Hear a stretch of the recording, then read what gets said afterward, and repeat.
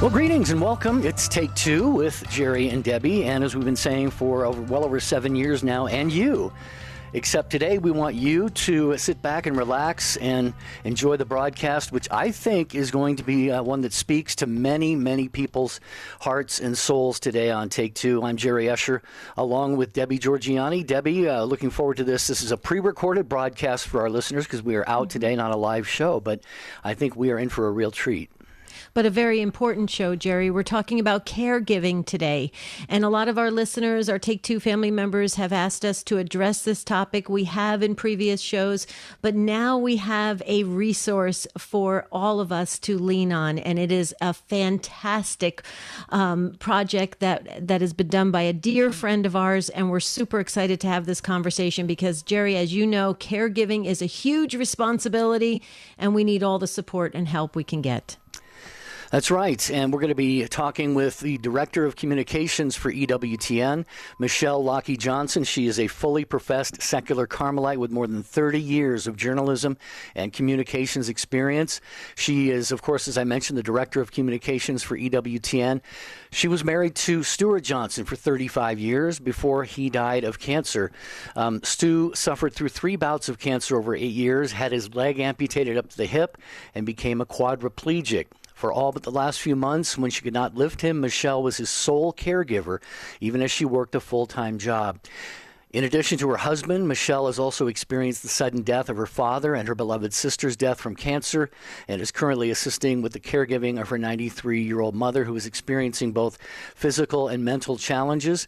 Michelle holds a master's in journalism from Northwestern and a master's in industrial organizational psychology from San Diego State. She is the author of Walking the Way of the Cross for Caregivers.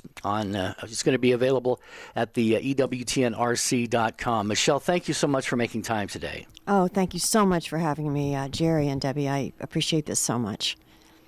Well, Michelle, you're a dear friend of ours. In fact, a lot of our Take Two family members may not know this, but our very first test call for Take Two over 7 years ago was with you. You were the person that called in, and you were so wonderful to get us launched for this wonderful radio show and platform. But as you heard me say earlier in the introduction, Michelle, so many of our Take Two family members have asked us to address this very important topic of caregiving. And you have worked so hard for many months on this project of putting together this incredible book on how to cope practically, emotionally, and spiritually when a loved one has a serious illness, being the primary caregiver. Michelle, what made you put this all together for us? Why did you told us your love story between you and Stu, which is wonderful, but it's more than that.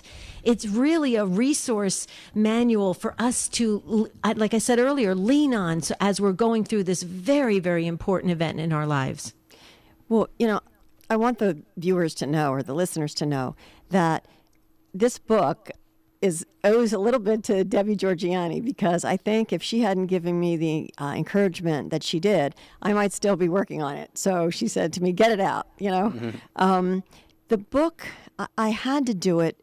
It's like I felt impelled to do it because there's nothing out there that deals with sort of from beginning to end, the whole caregiving journey on all aspects. Like you can find something that talks about things spiritually or, prayers, that kind of thing. You can find people that talk about the spiritual journey, usually because they've experienced a miracle.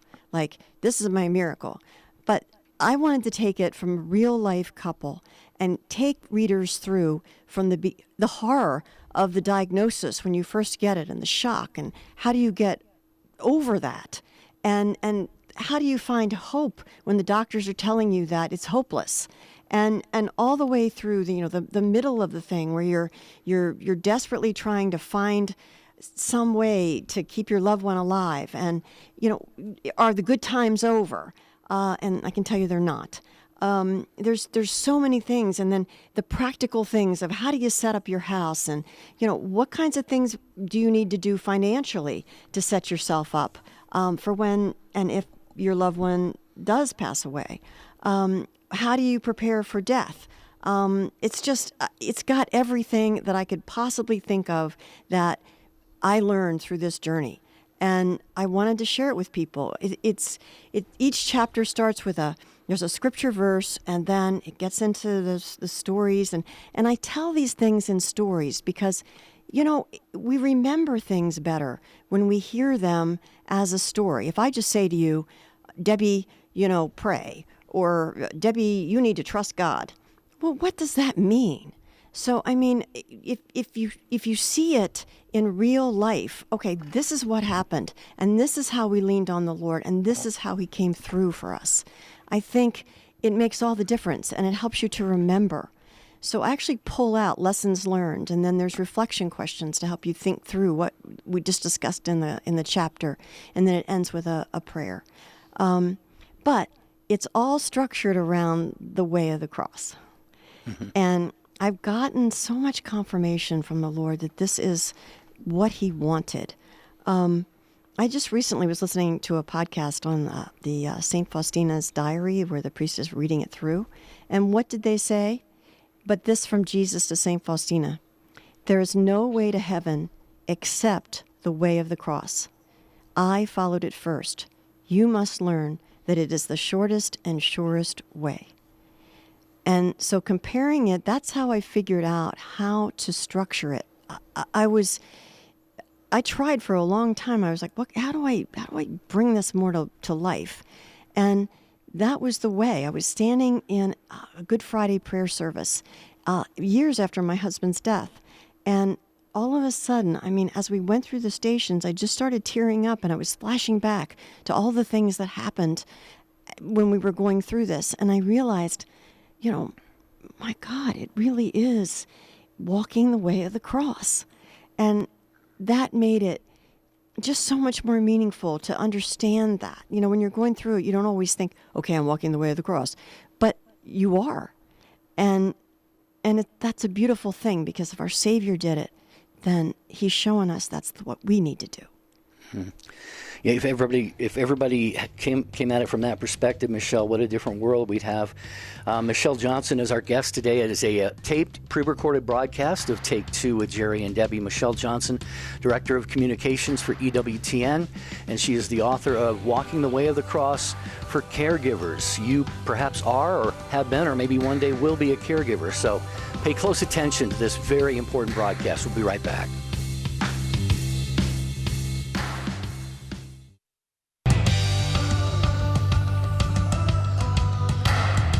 We're so glad you're with us and listening to Take Two with Jerry and Debbie with our special guest and dear friend, Michelle Johnson. And she is the author of the amazing book that has just been released, Walking the Way of the Cross for Caregivers. How to cope practically, emotionally, and spiritually when a loved one has a serious illness. Super important topic today, and it's a pre-recorded broadcast just for you, our Take Two family. So please sit back and learn something, listen, and then share this broadcast with others, because you may be going through a caregiving situation yourself, or like Jerry said earlier, you may be, in the future have this caregiving opportunity, or maybe you were a caregiver at one time. But this is an important topic we need to discuss from all angles, and that's why we're doing it today on Take Two. Before we get back to talking with our friend Michelle, let me just share real quickly, Mother Angelica Memorial. Visit EWTN site dedicated to Mother Angelica, where you can celebrate her remarkable life. It's filled with photos, milestones, heartfelt stories, and her wit and words that have inspired the hearts of all ages throughout the years. All you have to do is visit EWTN/Mother Angelica today. EWTN.com/Mother Angelica today. Let me make sure I get that correct, Jerry. But Jerry, and let me ask you a question before we turn it back to Michelle. Have you ever been a caregiver? Now, would you say that you partially towards the end of your sister Mary's life? I was, yeah. She and her husband, they live in the state of Washington, across Puget Sound from Seattle, and I, of course, live in Southern California. But the last about 3 months of her life, I was there. My youngest brother, Jim, was there. His wife, Brenda was a nurse. She's retired from that now, but yeah, I was there for a lot of that. I can't say I took on the major role of caregiving, but I did have that experience, and it was life changing. The spiritual part was amazing. You know how my sister came back from being away from the church for about 40 years. You know, to die in a beautiful state of grace. So, yeah, I did have that. But you, Debbie, I know we don't want to take the spotlight away from Michelle here, but you spent years caregiving for your mother. Absolutely. My mom, 11 years, my dad, 2 years before that. And so that's why when our listeners heard Michelle say that I kind of pushed her to keep going with this, I was really adamant about it. I said, Michelle, please, you've got to get this out to the public. We need it, because I didn't have anything like this, Jerry. And it was very hard to be in the middle of caregiving. But when I just heard you, Michelle, talk about how it is, kind of the whole experience is structured around the way of the cross. That was fascinating to me. And I just wanted to say thank you for processing that out and producing that for us, because that's important. I think when people enter the caregiving role, to know this serves a much bigger purpose, a more meaningful purpose than what we're just going through, because the actual day-to-day stuff, Michelle, can be very, very serious. It can get you down, and talking about that, some people may think, well, maybe I don't want this book. It's going to be too serious. But you mixed it up with a lot of fun stories about you and Stu and things you went through. Share a little bit about that for our listeners. Sure. Well, a lot of people think that once somebody gets sick, everything has to be about going to the doctor, and you just have to be very serious all the time. That's not true. And one of the blessings of going through a long illness is that your good times are not over. And I have a whole chapter in the book. Stu had maybe a year to live. Now, we didn't know that at the time, but he was very sick. And I came home one day, and he looked up at me and he said, I figured out where we're going on vacation. And I was like, you did? And inside I'm like, well, what? And I said, where? And he said, a dude ranch. And I was like, a dude ranch? We didn't know how to ride horses. I mean, my whole experience was riding a pony as a little kid. And he said, yeah, I've been, on the internet. I was talking to these people. It's the perfect vacation. And, all these thoughts went through my head, like, is he kidding? How is he going to get on a horse? He has this leg that's filled with cancer, and how's he even going to get on the horse? And like all these practical things came to mind, but I saw his face and how happy he was. And thank God, I just looked at him and I said, okay. And he was like, okay. And I said, sure, let's do it. And he had so much fun, figuring out, how we were going to get there, and, what we needed to get, the equipment. And we ended up, and the thing is, I don't sugarcoat it. It's not like I say, okay, and then everything was great and we had a great time. No. Were there things that happened that were hard? Yes. For example, just getting there, we had connections we had to make out to Wyoming. And guess what? There was one that was missed, and we ended up having to spend the night.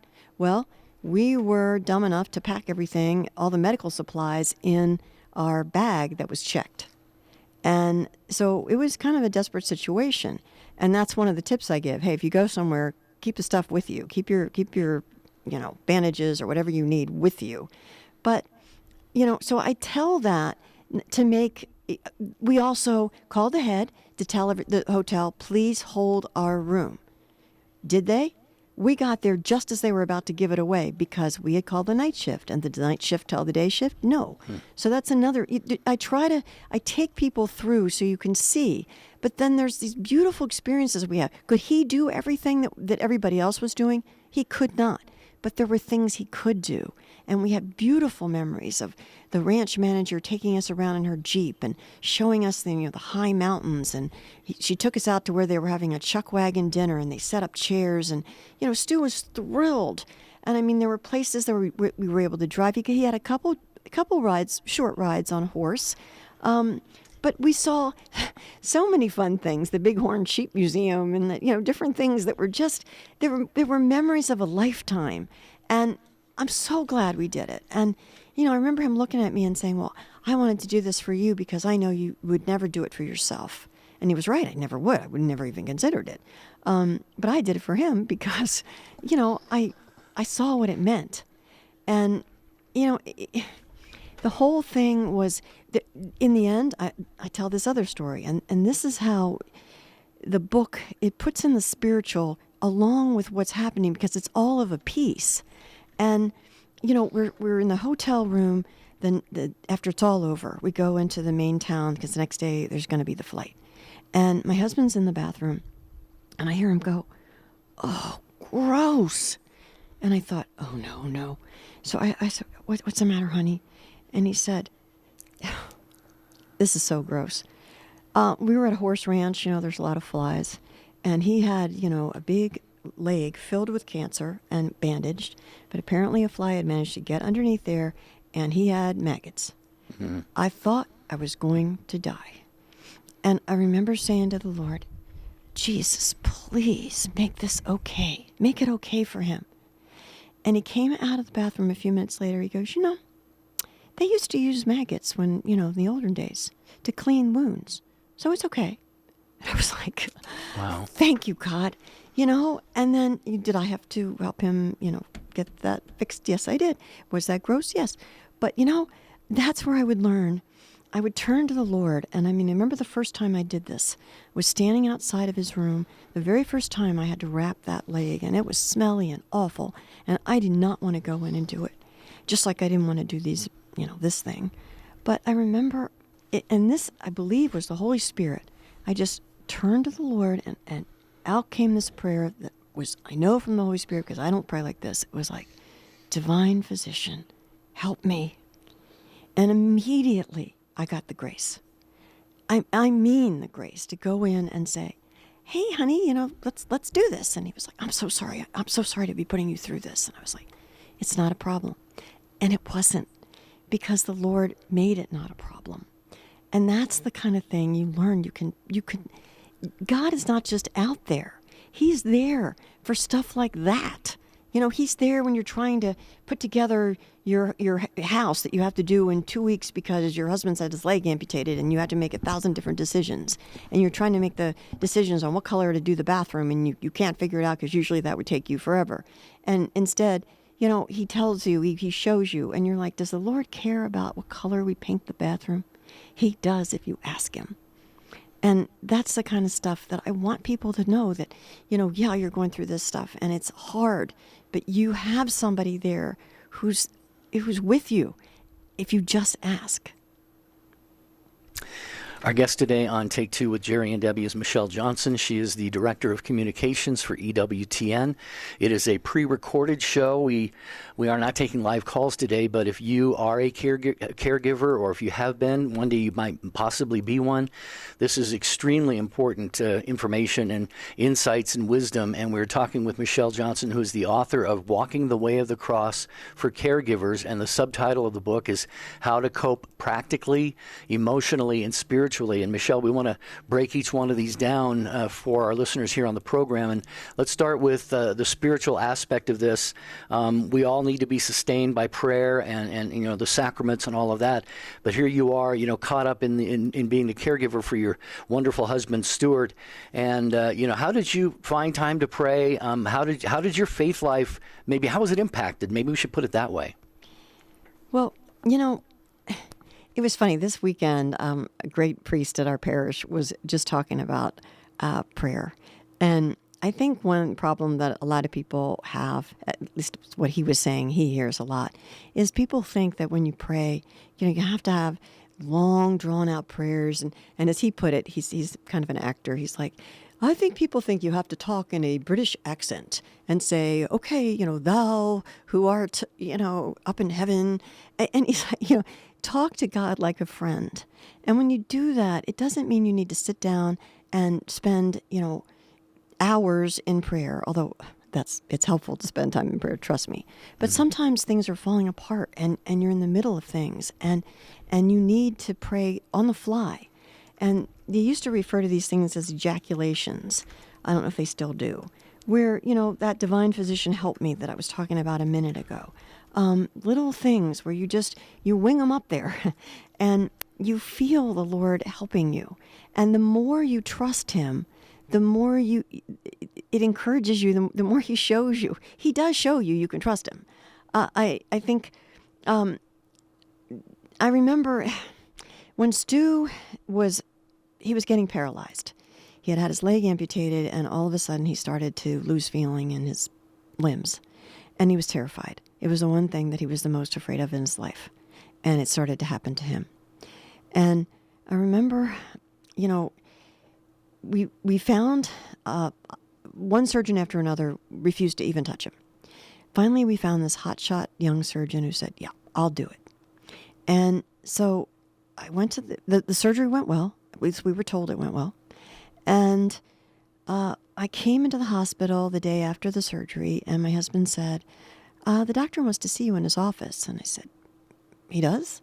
And he said, yeah, he wants to see you. So I said, okay. So I go in, and I said, yeah.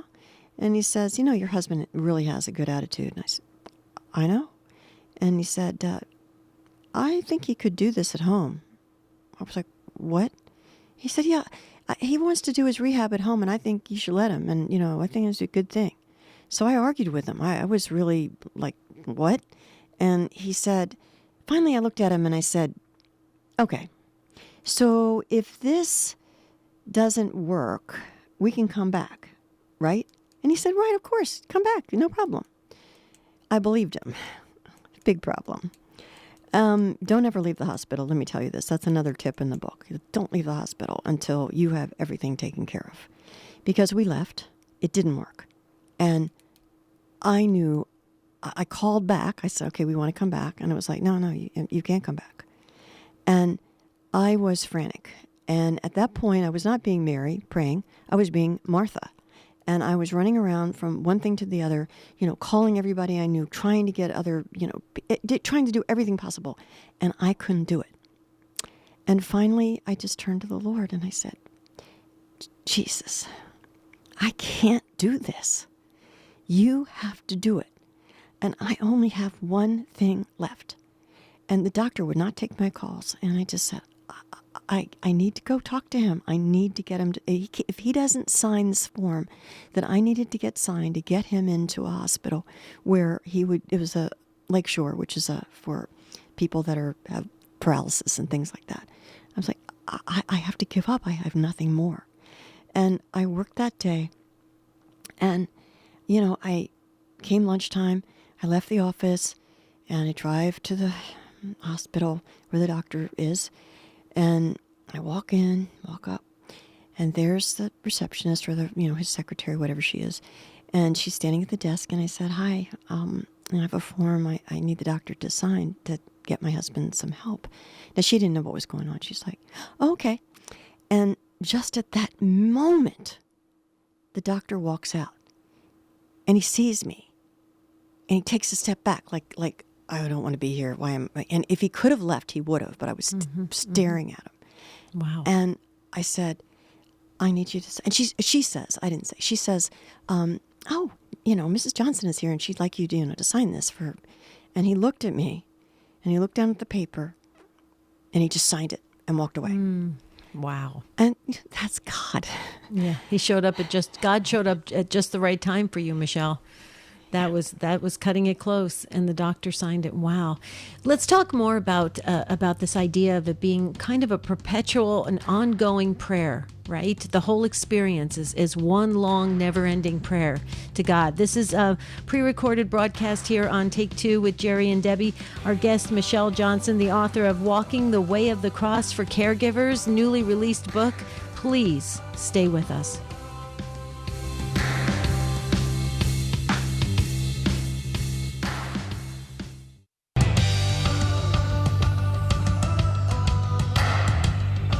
Glad you're with us for Take Two with Jerry and Debbie on EWTN Radio. I want to thank our producer, Ace McKay, for helping us get this pre-recorded broadcast ready to go. Our guest is Michelle Johnson. We're not taking calls today because it's a tape show, but a very important broadcast, we believe. Michelle is the Director of Communications for EWTN. She's the author of Walking the Way of the Cross for Caregivers, How to Cope Practically, Emotionally, and Spiritually.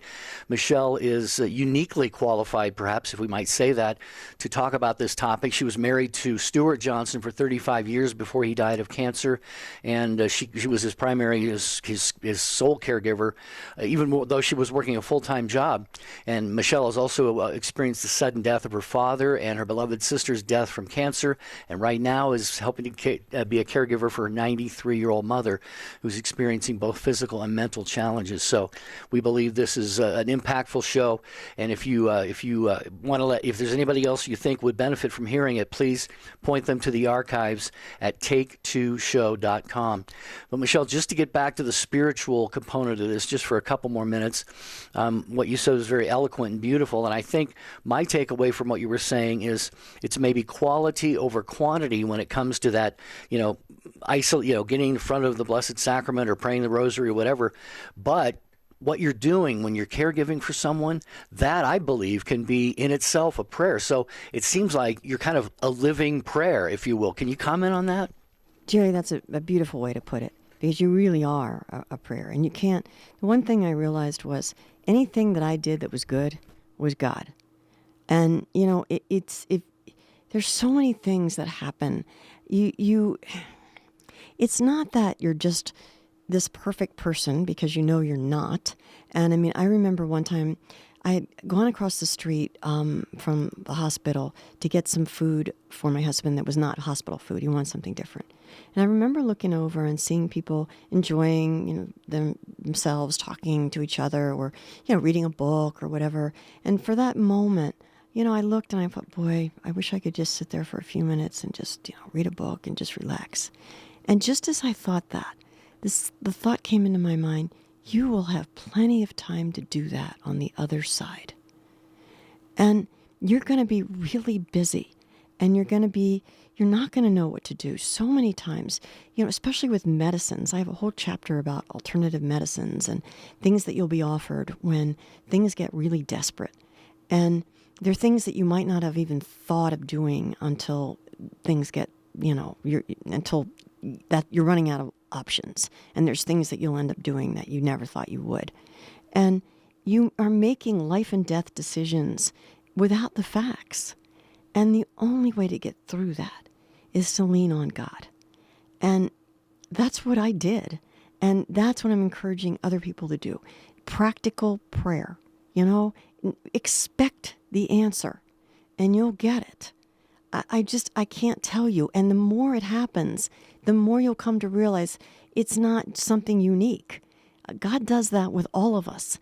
There's if we listen, I know Father Gallagher talks about, finding the blessings in each day.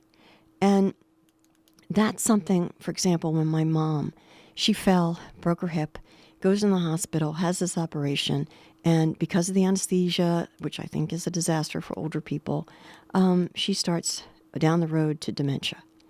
And what is good about that? Okay? It's terrible. And yet, if you ask God to show you, He will. And I did that. I said, okay, God, what is good about this? Where's the blessing?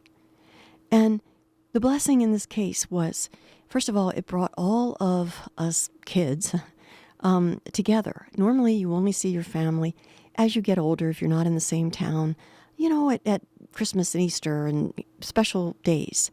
But we all were brought together, and we had to work together as adults. And we got to see each other in a new light and appreciate each other in a new light. And we saw that there were blessings in, we had a chance to say goodbye if Mom would die. She didn't die immediately. You know what I mean? So there was still a chance to create memories. There was still a chance to spend time with her. My mom is a big music person. And so, all of us had learned to sing together and, 4-part harmony. And we went upstairs one night and we were sitting with her and we had music on and we were rocking out, and Mom was loving it. And I mean, that was a beautiful, beautiful moment. So it's not all doom and gloom and, oh my gosh, this is so terrible. And, you know, I'm not going to say they're not terrible moments because I'm describing some of them, but there's also wonderful moments that if you cut it off, like some people talk about, oh, it's not worth it. You know, it is worth it. And you will look back on those moments and they'll be such a blessing to you on the other side. You know, Michelle, that when I hear you speak about your journey, it sounds so meaningful and it sounds peaceful and with those joy moments. And I agree with you. I completely agree with you. When I was caregiving, there were those amazing times where you think back to them and you go, wow, I wouldn't trade that for anything. That was amazing that I got to participate in that or experience that or see that or witness it. But and Take Two, we always cover the good, the bad, and the ugly. That's the way we roll here on Take Two because we want to cover it from every angle, right? So let me ask you this: when you, after a long day with Stu or with your sister or your mom or anybody that you're caregiving for, and after a long day and you put your head on the pillow and you're just all by yourself, ready to drift off for a couple hours of sleep. Did you ever get resentful? Did you ever get mad at God? Did you ever feel disappointed? Did you ever feel like he wasn't there? Did you ever just feel like, wow, everybody else is going on with their life and mine seems like it's stuck in this day after day of having to care for this loved one that eventually, most of the time you take them to death, right? Sometimes people have those miracles and they bounce back, for many more years. But, oftentimes you're taking them right to death, which is a sad ending. Did you ever have those times where you were just having those heart to heart kind of angry conversations with God? That's a good question because I think did I ever get angry? I don't know that I got angry. Do you wonder why you're going through that?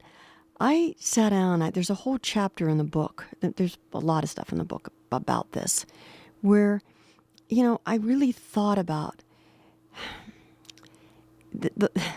even when it was going through, even though I didn't really understand that one day I would write something about walking the way of the cross, I remember thinking, I could think of this as a big joke, as God standing up there like thinking, isn't this funny that you're going through this? And you know what I mean? That if it wasn't for the fact that God sent his only son to suffer and die. And that image of Jesus suffering was really important for me because it made me understand that, it's like the servant is not greater than the master. And I could see that even if I couldn't see the purpose, because I didn't always see the purpose, I didn't, but there was one. I trusted that there was one. And I think that is something that is really important. There's things that happen, like you look back, in the book I talk about the parable of the paralytic, where, they friends find the paralyzed guy and they lower him down through the roof. And Jesus says, courage, your sins are forgiven. And people are like, what? I wanted a miracle. What are you doing? And then he says, so that you may see that I am the Son of God, which is easier. I arise and walk. I think most of us are not going to get a miracle. And in a way, here's a blessing of mine not getting the miracle. I can talk about what it's like to not have your prayers answered. We did everything. We had Sister Briege McKenna pray over him. I was fortunate enough to do an interview with the man who had the miracle, the first miracle for Cardinal Newman, pray over my husband. We had the bloody glove of Padre Pio that we prayed with. We said novenas and rosaries. And I can't tell you how much we stormed heaven and how many people joined us in storming heaven. And it didn't work. It didn't work. But God always answers prayer in some way, and it may not be the way that we want it to work. Right now, I mean, I'm happy I can say to people, you know what? No, I didn't get the miracle. And most people, most of us won't get a miracle. But there's little miracles that happen all through the caregiving process. And learning to trust God in that. I remember in the end, when Stu was dying, and I realized, because we kept fighting, we just kept fighting and not giving up. And I encourage people, by the way, to do that. Don't give up. Doctors are not God. They don't know, and they'll say things. There's a sentence that I say in the book that is I think so important. It's that, most doctors are told not to give you false hope, but I think a lot of them take it to mean don't give them any hope, and that is saying God is hope, and if you don't let them take away your hope, because if you do, you're letting them take away your God. You have to have hope, and hope is what I had up until the very end, when I went in and Stu had started throwing up, and he couldn't keep anything down. He was he was paralyzed. I mean, it was really bad, and he was taken by ambulance to the hospital, and we had to stop the throwing up, and he was green. I mean, he really looked awful, and I came in the next day, and he looked at me and he said, honey, they came in and the cancer's eating away at my stomach, and so and then he looked at me and he said, if you want me to have another operation, I will. And I was like, no, honey, no. Because I knew he would have died on the table. I mean, his stomach was gone. And I said, no, honey. But he must have seen how stricken I look. You know what I mean? And I remember going back home, and I went over to a prayer altar I have, and I was like, okay, Jesus, I can see that it's not your will that my husband live. But, and you have to say yes to this, because it has to be your will. I am giving him to you. But I ask you to turn his heart to you so that he can achieve the highest degree of glory possible. And I want to tell you, I watched as he went from so afraid, and he was barely hanging in there. And we had a priest who was staying at our house at that time, and he came in the room and he said, Stu, do you want to say Mass? And he turned to him, and he was like, his face was radiant, and he looked at him and he said, yes. And I watched him participate in Mass, and anybody that wanted to pray, he would pray. And he started to detach. He detached from our dogs who he loved so much. And he started to detach from me, and that was really painful. But he knew he had to do it. And, I mean, all of those things, when you see them, you can't hold resentment in your heart. It doesn't mean you don't flash on resentment sometimes, or that you don't say why, or, but you have to trust. It's a decision. I decide I'm going to trust. I know there's a reason. I believe. Beautiful. It's a very poignant story that Michelle Johnson is sharing with us here on Take Two with Jerry and Debbie. It is a pre-recorded broadcast. But we're talking about caregiving today. If you are a caregiver, if you know someone who is, if you have been in the past, or if you anticipate that you might be in the future, very important book. We want to point you to EWTNRC.com. That's the EWTN Religious Catalog. The book is titled Walking the Way of the Cross for Caregivers, and the subtitle is How to Cope Practically, Emotionally, and Spiritually. And we've talked about the spiritual aspect of that. We still want to get into with Michelle the practical and emotional ways of coping with caregiving. In Michelle's case, for her husband Stu, and also she is now helping to care for her mom, who has challenges both physically and mentally. So please do stay with us for the remainder of the broadcast. I just want to mention before we move on the wisdom of Father Groeschel, a very much beloved priest who has gone to his eternal eternal reward. But EWTN has the archives and the timeless wisdom of Father Groeschel blesses our listeners every week. So please tune in Saturday mornings at 1 Eastern Time on EWTN Radio, again, for the wisdom of Father Groeschel. And Michelle, we so appreciate your wisdom and insights, your lived experiences on this show, because that's what this show is all about, is really just we want to give people a platform for sharing those important stories, their life experiences, and so forth. And now if we can just kind of shift gears into maybe talking about how you cope and how you advise people to cope just on a practical level, what would you tell people? Well, I have a lot in the book about all of the practical things that you need to do. Everything from finding the right doctor and the right hospital. Like, for example, you might say, well, how do you find the right hospital? You just listen for reviews. Well, no, there's actually, we discovered something called magnet hospitals. And they go through a really rigorous process to get that magnet prize. And I didn't discover that until we accidentally got into a magnet hospital and we saw the difference. We saw what it was like to get the care from a place that was really, where it was really done right. Versus, I mean, we had also experiences where it was really done wrong. And I talk about what to do if you're in that situation. I talk about setting up the house. And like, for example, one day we had drugs all over the place. I mean, my husband would go to one doctor and they give him one set of drugs. And then he'd go to another doctor and it'd be something else. And, oh, no, do this, do that. And one day I just looked at the mess and I was like, okay, I'm going to take a closet, and I called that our medicine closet. And I just got some shelves and I stacked everything up and I put things in order and records. And that's another tip. I talk about how important it is to get records as you go. Get them as you go, because as you get sicker and you want to go to one of those big hospitals like MD Anderson or the Mayo Clinic or any of the big ones, they're going to want a whole history, all your records. And if you do it as you go, you'll have them. I didn't, okay? I had to run around and get it because when we went to MD Anderson, we didn't have anything. But I had the closet, and I remember picking up a tube of lidocaine, and I thought, it's a numbing agent. And I thought, I didn't remember we had that. And I just put it carefully, on a shelf. And what happens? Like 2 days later, my husband had gotten some cream from someone. It was an alternative type thing, and he made the mistake of slathering it all over his leg.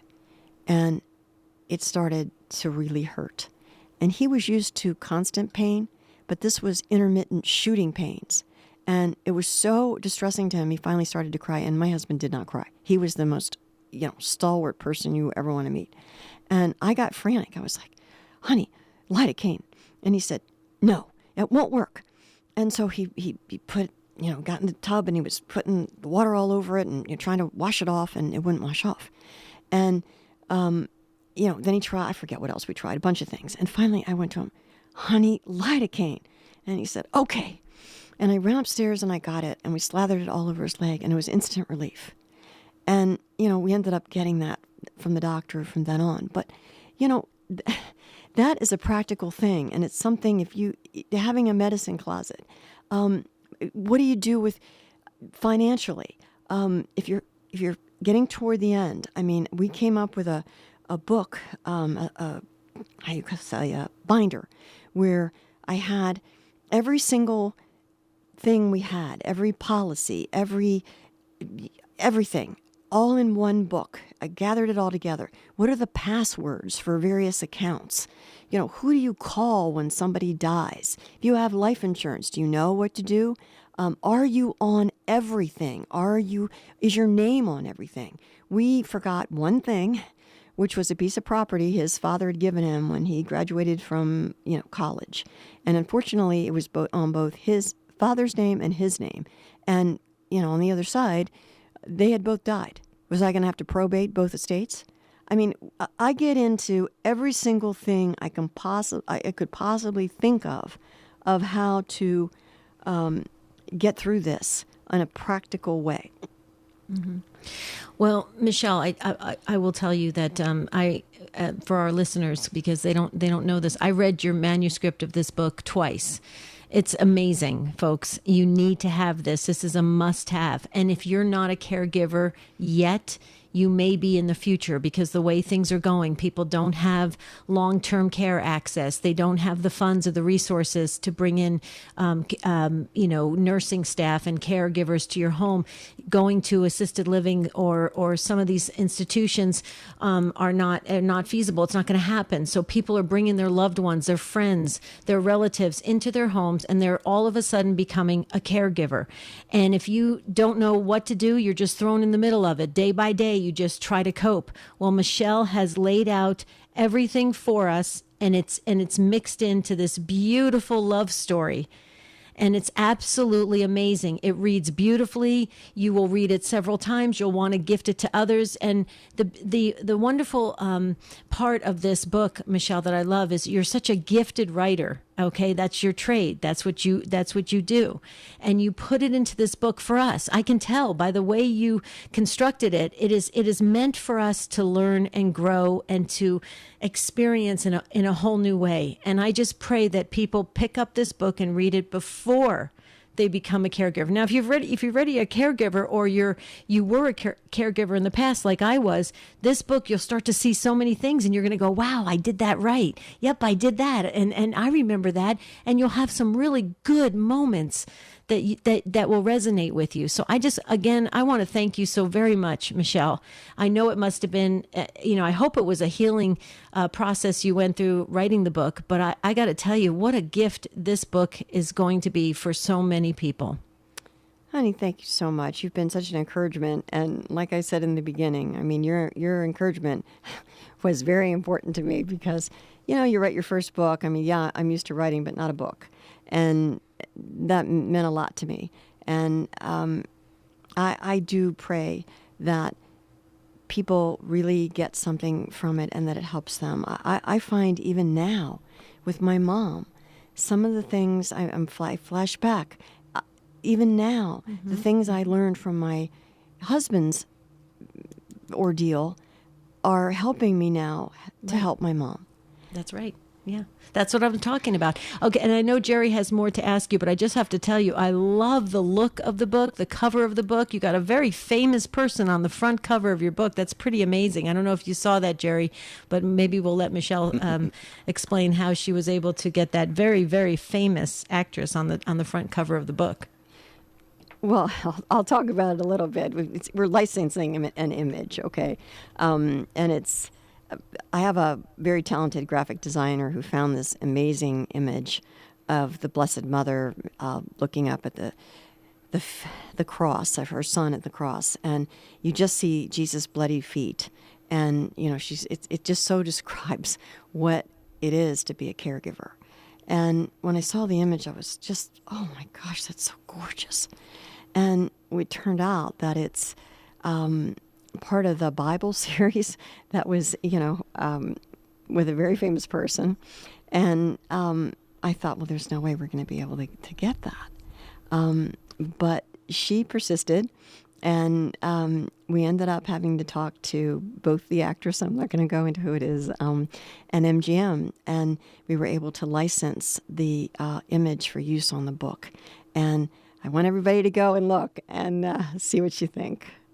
Beautiful. Well, we've just got a few quick moments here. In just a really maybe a minute's time, Michelle, I hate to do this to you, but it has to have been an emotional roller coaster. So emotionally speaking, people are going to really have their challenges when they go through something like this. If you can just touch upon that real quickly.